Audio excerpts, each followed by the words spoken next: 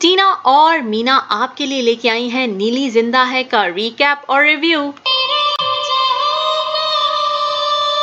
जी, आइए फिर करते हैं क्विक रिकैप एपिसोड 14 का। हम आपके लिए लेके आए हैं व्हाट इज दिस और तालियां तो बनती हैं, so please keep on watching till the end.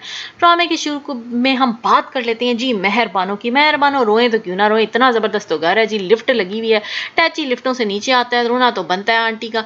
और फिर आंटी ने दुखड़ा रोया अपनी बेटी के आगे, और फिर वही दुख उन्होंने अपने हस्बैंड के साथ भी शेयर किया, और उनको गुस्सा भी आया हुआ है कि सुंबुल उनसे थैंक यू क्यों नहीं कर रहे भाई।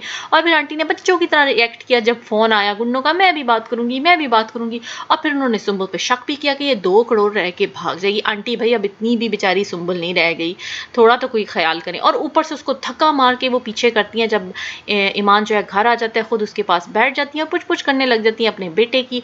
और फिर हमने देखा उन्होंने एक और चाल चली, उन्होंने कहा ये चाहती ही नहीं कि तुम्हें पता चले मैंने घर बेचा है। पता नहीं इस बेचारी के क्या मकसद है, खैर बेचारी तो नहीं वो सोची होंगी, चुड़ैल ही कह रही होंगी दिल में उसके बारे में। और अब बात कर लेते हैं हम बच्ची की और नीली की बॉन्डिंग की। बच्ची जो है ना वो अब थोड़ी थोड़ी तंग आना शुरू हो गई है नीली से, उससे अपनी जान छुड़ाने की कोशिश कर रही है। बेचारी ने अपने बाप से मिलना था, इतने दिनों बाद तो आया गुंडों की मार खा के, लेकिन उसने उसको मिलने ना दिया। और फिर उसको वहां पे भी जो है ना उसके सर पे सवार रही जब तक वो अपने बाप के पास रही।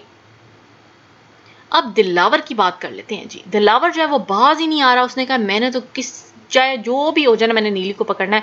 जैसे ही घर वाले जाते हैं ईमान को डॉक्टर के लेके, पीछे से जो नगीना है वो चाय में कुछ मिला के आलिया और मेहरबानों को पिला देती है, और बाबा पे शुरू हो जाता है अपने सर की तरह के गोल दायरे बनाने, और इस दायरे में ला के जनाब वो बेचारी मिनाल को फेंकते हैं, और मिनाल चेंज हो जाती है बिल्कुल नीली में है जी। हाँ जी, क्योंकि नीली ने ना छुपा दिया होता है मिनाल को अपने स्टोर रूम में। और फिर यहाँ पे जी बाबे का काम तमाम, और नीली मार देती है, और फिर उसकी लाश को लेके जाके वो स्टोर रूम में रख देती है, और जो कि नजर आएगी अब हमारी सुंबुल को। तो देखते हैं नेक्स्ट एपिसोड में सुंबुल ये राज फाश कर पाएगी कि नहीं।